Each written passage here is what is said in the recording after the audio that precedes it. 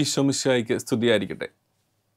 എല്ലാവർക്കും പരിശുദ്ധ അമ്മയുടെ ജനന തിരുനാളിൻ്റെ ആശംസകളും പ്രാർത്ഥനകളും നേരുന്നു. പ്രിയപ്പെട്ടവരെ, ഒരു കൊച്ചു സംഭവത്തിൽ നമുക്ക് ആരംഭിക്കാം.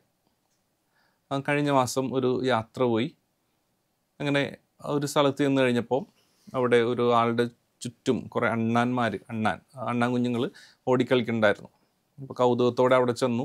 ഇയാളുടെ കയ്യിൽ ഒരു കവറുണ്ട്. കവറിൽ തീറ്റയാണ്, അണ്ണാന് കൊടുക്കാനുള്ള തീറ്റ. പക്ഷേ ഇയാൾ അണ്ണാൻ ഇട്ട് കൊടുക്കില്ല. നമ്മളിങ്ങനെ കൈ കാണിച്ചു കഴിഞ്ഞാൽ നമ്മുടെ കയ്യിൽ വെച്ച് തരും. അപ്പോൾ കയ്യിൽ തീറ്റ ഉള്ളതുകൊണ്ട് അണ്ണാൻ ചാടി നമ്മുടെ കയ്യിൽ കയറും. അപ്പോൾ ഞാനും പൈസ കൊടുത്തു. എൻ്റെ കയ്യിൽ തീറ്റ വെച്ച് വന്നു. അണ്ണാൻ ചാടി കയറി. ഇങ്ങനെ അണ്ണാൻ തിന്നുകൊണ്ടിരിക്കുകയാണ്. അപ്പോൾ ഇങ്ങനെ കൈയൊക്കെ എടുത്തിട്ട് അണ്ണാൻ്റെ അടുത്തൊക്കെ പിടിച്ചിട്ട് നല്ല ഫോട്ടോ ഒക്കെ എടുത്തു. അപ്പോൾ ഇങ്ങനെ ഈ കയ്യിലെ തീറ്റ അണ്ണാൻ തിന്നുകൊണ്ടിരിക്കുന്നതാണ്. ആ സമയത്ത് തന്നെ ഇയാൾ കുറച്ച് തീറ്റ ഈ തോളത്ത് വെച്ച് വന്നു. അപ്പോൾ മറ്റൊരു അണ്ണാൻ തോളത്ത് ചാടി കയറി.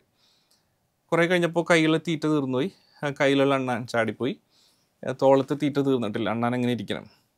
എനിക്കാണെങ്കിൽ കുറച്ച് പേടിയുണ്ട്. അപ്പോൾ ഇത് കണ്ടു കഴിഞ്ഞപ്പോൾ ഇയാൾ തീറ്റ തട്ടിക്കളഞ്ഞപ്പോൾ അണ്ണാൻ ചാടി താഴത്തേക്ക് പോയി.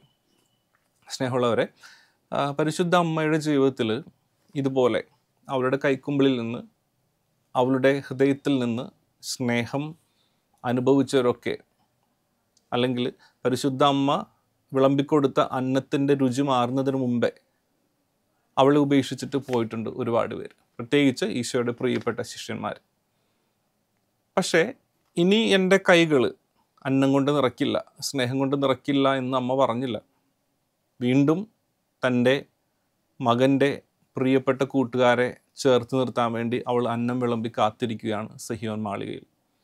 അങ്ങനെ വീണ്ടും ശിഷ്യന്മാർ ഒരുമിച്ച് കൂടുന്നു. പ്രിയപ്പെട്ടവരെ, പരിശുദ്ധ അമ്മയുടെ ജനന തിരുനാൾ ആഘോഷിക്കുമ്പോൾ സുവിശേഷങ്ങളിൽ വളരെ വ്യക്തമായിട്ട് പരിശുദ്ധ അമ്മയുടെ ജനനത്തെക്കുറിച്ചൊന്നും തന്നെ പറയുന്നില്ല. പക്ഷേ അപ്പോക്രിഫൽ ഗോസ്പൽ, അതായത് കാനോനികമായിട്ട് അംഗീകരിക്കപ്പെടാത്ത സുവിശേഷത്തെയാണ് അപ്പോക്രിഫൽ ഗോസ്പൽ എന്ന് പറയുക. അതിൽ ഒരു സുവിശേഷമാണ് വിശുദ്ധ യാക്കോബിൻ്റെ സുവിശേഷം എന്ന് പറയുക, apocryphal gospel of saint James. അതിൽ നമ്മൾ വായിക്കുന്ന കാര്യം പരിശുദ്ധ അമ്മയുടെ ജനനത്തെക്കുറിച്ചും പരിശുദ്ധ അമ്മയുടെ മാതാപിതാക്കളായ ജോവാക്കിമിനെ കുറിച്ചും അന്നയെക്കുറിച്ചും വളരെ വ്യക്തമായിട്ട് അതിൽ പ്രതിപാദിക്കുന്നുണ്ട്. ചരിത്രപരമായിട്ടുള്ള വസ്തുതകളിൽ അല്ലെങ്കിൽ കൂടെ നമ്മൾ പാരമ്പര്യത്തിൽ നിന്ന് വിശ്വസിക്കുന്നത് ജോവാക്കിം സിനഗോഗ് അധികാരിയായിരുന്നു, അല്ലെങ്കിൽ സിനഗോഗിലെ ചുരുളുകൾ സൂക്ഷിക്കുന്ന ആളായിരുന്നു. അതായത് സിനഗോഗിലെ ചുരുളുകൾ എന്ന് വെച്ചാൽ ദൈവവചനത്തിൻ്റെ ചുരുളുകൾ സൂക്ഷിക്കുന്നവൻ. അന്നയെക്കുറിച്ച് പറയുന്നത് പ്രായമായ അന്ന, മക്കളില്ല, അവൾ വന്ധ്യയാണ്. അപ്പോൾ മക്കളില്ലാത്തതിനെക്കുറിച്ച്, തൻ്റെ ആ ഒരു കുറവിനെക്കുറിച്ച് ഇവളെപ്പോഴും കരഞ്ഞുകൊണ്ട് പ്രാർത്ഥിക്കുമായിരുന്നു എന്നാണ് പറയാം. വൈകുന്നേരം ആകുമ്പോൾ സിനഗോഗ് അടച്ച് സിനഗോഗിലെ ചുരുളുകളൊക്കെ ഭദ്രമാക്കി വെച്ചിട്ട് ജോവാക്കിം വീട്ടിൽ വരും. അപ്പം അത്രയും നേരം ഇങ്ങനെ വിഷമിച്ചിരിക്കുന്ന അന്നയോട്, തൻ്റെ ഭാര്യ അന്നയോട് അന്ന് യഹൂദ റബ്ബിമാർ പങ്കുവച്ച വചനത്തെക്കുറിച്ച് സംസാരിക്കും.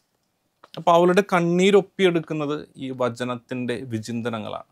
അവളുടെ ദുഃഖങ്ങൾ മാറ്റുന്നത് ഈ വചനമാണ്, ദൈവത്തിൻ്റെ വചനമാണ്. അങ്ങനെ കണ്ണീരിൻ്റെ ഉപ്പ് മാറ്റുന്ന വചനമുള്ള ആ കുടുംബത്തിലാണ് പരിശുദ്ധ അമ്മ വന്ന് ജനിക്കുക. ഏറ്റവും പ്രിയപ്പെട്ടവരെ, ഞാൻ നേരത്തെ പറഞ്ഞു കയ്യിലുള്ള തീറ്റ തീർന്നു കഴിഞ്ഞപ്പോൾ അണ്ണാൻ ചാടിപ്പോയെന്ന് പറയുന്നത്.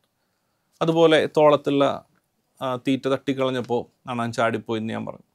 പരിശുദ്ധ അമ്മയുടെ ജീവിതത്തിലും ഇങ്ങനെയൊക്കെ തന്നെയാണ്.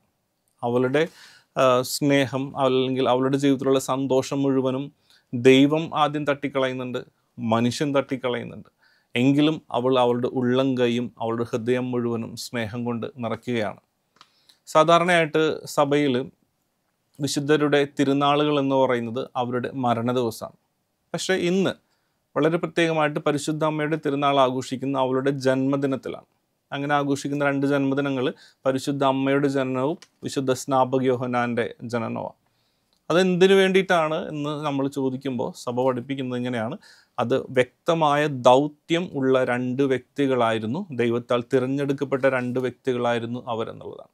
അതായത് പരിശുദ്ധ അമ്മയുടെ ജനനം ദൈവം പ്രത്യേകമായിട്ട് വ്യക്തമായിട്ടുള്ളൊരു ദൗത്യത്തോടു കൂടെ നിർവഹിക്കുന്നതാണ് പരിശുദ്ധ അമ്മയുടെ ഉത്ഭവ പാപം ഇല്ലാതെയുള്ള ജനനം എന്ന് പറയുക.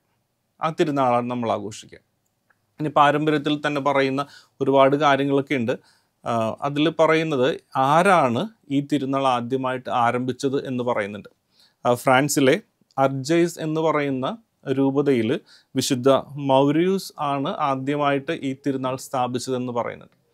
അതിൻ്റെ പിന്നിൽ വരുന്നതും ഇതുപോലുള്ള ഇങ്ങനെ പറഞ്ഞ് എല്ലാവരുടെ ഹൃദയത്തിലും പതിയപ്പെട്ട ഒരു കഥയാണ്. അതായത് ഒരു മനുഷ്യൻ രാത്രി മാലാഖമാരുടെ പാട്ട് കേട്ടു എന്നാണ് പറയുക. അപ്പോൾ മാലാഖമാരോട് എന്തിനാണ് നിങ്ങളിപ്പോൾ പാടുന്നതെന്ന് ഈ മനുഷ്യൻ ചോദിച്ചു കഴിഞ്ഞപ്പോൾ മാലാഖമാരുടെ ഉത്തരം ഇതായിരുന്നു: ഇന്ന് പരിശുദ്ധ അമ്മ ജനിച്ച ദിനമാണ്, ഇന്ന് കന്യകയായ മറിയം ജനിച്ച ദിനമാണ്, അതുകൊണ്ട് ഞങ്ങൾ സന്തോഷത്തോടു കൂടെ അവളുടെ ജന്മദിനം ആഘോഷിക്കുന്നു. ഈ കഥയുടെ അടിസ്ഥാനത്തിലാണ് ആദ്യമായിട്ട് പരിശുദ്ധ അമ്മയുടെ ജന്മത്തിരുന്നാൾ ആഘോഷിച്ചതെന്ന് പറയുന്നുണ്ട്.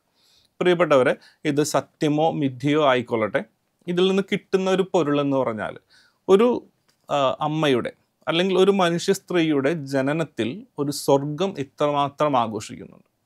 അവളുടെ ജനനത്തിൽ മാത്രമല്ല, അവളുടെ ജീവിതത്തിലും അവളുടെ സ്വർഗാരോഹണത്തിലും സ്വർഗം ഒരുപോലെ ആഘോഷിച്ചു, ഒരുപോലെ സന്തോഷിച്ചു. നമ്മളും പരിശുദ്ധ അമ്മയെപ്പോലെ വ്യക്തമായ ദൗത്യത്തോടു കൂടെയാണ് ഈ ഭൂമിയിൽ ജനിച്ചത്.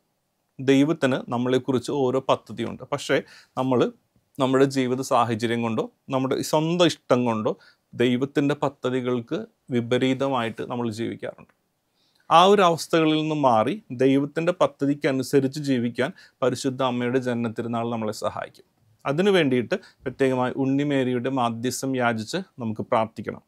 വിശുദ്ധ അംബ്രോസ് പരിശുദ്ധ അമ്മയെക്കുറിച്ച് പറയുന്നത് ദൈവമാതാവായ മറിയം സ്വർഗത്തിലേക്കുള്ള ഗോവണിയാണെന്നാണ്. എന്നിട്ട് വിശുദ്ധൻ കൂട്ടിച്ചേർക്കുന്നത് എങ്ങനെയാണ്: ദൈവം ഈ ഗോവണി വഴി താഴേക്ക് ഇറങ്ങി വന്നത് മനുഷ്യൻ ഈ ഗോവണി വഴി സ്വർഗത്തിലേക്ക് കയറി പോകാനാണ് എന്നുള്ളതാണ്. പരിശുദ്ധ അമ്മയുടെ ജനനം എന്ന് പറഞ്ഞാൽ ദൈവത്തിന് ഭൂമിയിലേക്ക് വരാനുള്ള ഒരു ആരംഭമാണ്. പ്രിയപ്പെട്ടവരെ, പരിശുദ്ധ അമ്മയുടെ ജനനം എന്ന് പറഞ്ഞാൽ നമ്മൾക്ക് ഭൂമിയിലേക്ക് നമ്മൾക്ക് സ്വർഗത്തിലേക്ക് പോകാനുള്ള ഒരു ക്ഷണക്കത്താണ്. ഈ അമ്മയുടെ ജന്മത്തിരുന്നാൾ ആഘോഷിച്ചുകൊണ്ട് നമുക്കും ആത്മാർത്ഥമായിട്ട് പ്രാർത്ഥിക്കാം. ഓൾറെഡി ദൈവം നമുക്ക് സ്വർഗത്തിലേക്കുള്ള ഒരു ഇൻവിറ്റേഷൻ കാർഡ് കയ്യിൽ ഇങ്ങനെ അടിച്ചു തന്നിട്ടുണ്ട്. അതാണ് പരിശുദ്ധ അമ്മ എന്ന് പറയുക. ഇവളുടെ ജീവിതം മാതൃകയാക്കി പരിശുദ്ധ അമ്മയുടെ മാധ്യസ്ഥം യാചിച്ച് നമുക്കും സ്വർഗത്തിലേക്ക് യാത്രയാകാം, വിശുദ്ധിയോടുകൂടെ ജീവിക്കാം. ഉള്ളം കയ്യിലുള്ള സ്നേഹം നുകർന്ന് മറ്റുള്ളവർ എൻ്റെ ജീവിതത്തിൽ നിന്ന് ഇറങ്ങിപ്പോയാലും, എൻ്റെ തോളത്തുള്ള സ്നേഹവും എൻ്റെ ജീവിതത്തിലെ സന്തോഷങ്ങളൊക്കെ മറ്റുള്ളവർ തട്ടിക്കളഞ്ഞാലും, എൻ്റെ ദൈവം എൻ്റെ കൂട്ടിനുണ്ട് എന്ന് പരിശുദ്ധ അമ്മ ആഴമായി വിശ്വസിച്ച് ജീവിച്ചതുപോലെ നമുക്കും വിശുദ്ധിയിൽ ജീവിക്കാൻ വ്യക്തമായ ദൗത്യത്തോടുകൂടെ ആ ദൗത്യം പൂർത്തിയാക്കാൻ പരിശുദ്ധ അമ്മയുടെ ജന്മത്തിരുന്നാൾ നമ്മളെ പ്രാപ്തരാക്കട്ടെ എന്ന് നമുക്ക് പ്രാർത്ഥിക്കാം. ഒരിക്കൽ കൂടെ എല്ലാവർക്കും പരിശുദ്ധ അമ്മയുടെ ജന്മത്തിരുന്നാളിൻ്റെ ആശംസകളും പ്രാർത്ഥനകളും നേരുന്നു.